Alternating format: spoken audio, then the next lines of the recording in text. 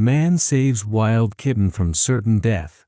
Then the chimp made a shocking promise.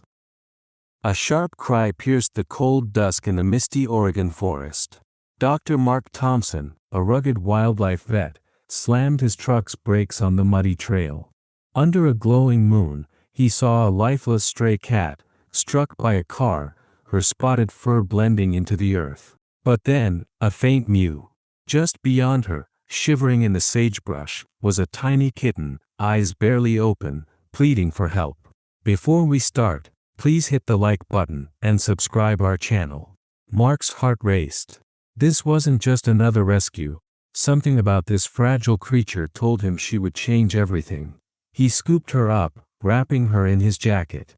At his forest-side cabin, his 14-year-old son, Liam, gasped.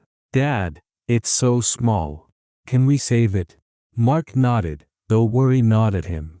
The kitten was weak and alone. Wildlife centers were full, and winter was coming fast. Against the rules, he decided to care for her at their ranch. He named her Kiki, short for Kickstarter, because saving her would take grit. But not everyone was on board. His uncle Jack, a gruff forester, shook his head. "Mark, a kitten. It's wild, not a pet." Yet their chimpanzee, a soulful rescue from a shuttered zoo, had other plans.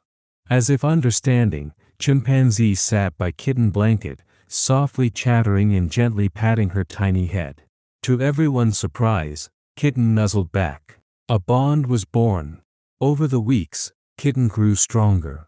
Mark fed her formula, Liam kept a journal of her growth. Chimpanzee became her constant guardian, letting her climb his furry arms and even carrying her around the cabin. By spring, Kitten had grown into a sleek, spotted adolescent, darting through the pines. But Mark worried. "She's too close to us, and chimpanzee. Can she survive the wild?" Jack suggested a soft release, building a pen deeper and deeper into the forest to teach her to hunt. One foggy June night, Kitten vanished into the woods. Liam cried, "She's gone forever." Chimpanzee sulked, staring into the trees. Mark felt a pang of loss but knew Kitten belonged to the wild. 6 nights later, a sharp tap on the window jolted them awake. There she was, Kitten, her eyes gleaming like moons, nuzzling Chimpanzee as if to say, "I'm back." Chimpanzee hooted with joy, Liam cheered. Kitten stayed until dawn, then slipped away. This became her routine, wild by day, visiting by dusk. 2 years later, Kitten, now a fierce adult, appeared less often. Chimpanzee, older and slower, still lit up when she came. One stormy October evening, Kitten returned, but she wasn't alone. Behind her trailed 4 tiny kittens, their spots like constellations in the mist. Mark, Jack, and Liam watched, stunned, as Kitten nudged them toward Jomo. The chimp, gentle as ever, groomed them softly, his eyes shining. "She trusts Chimpanzee with her family," Jack whispered, voice thick. Mark realized, Kitten mate was likely gone, and she had brought her babies to the only family she knew.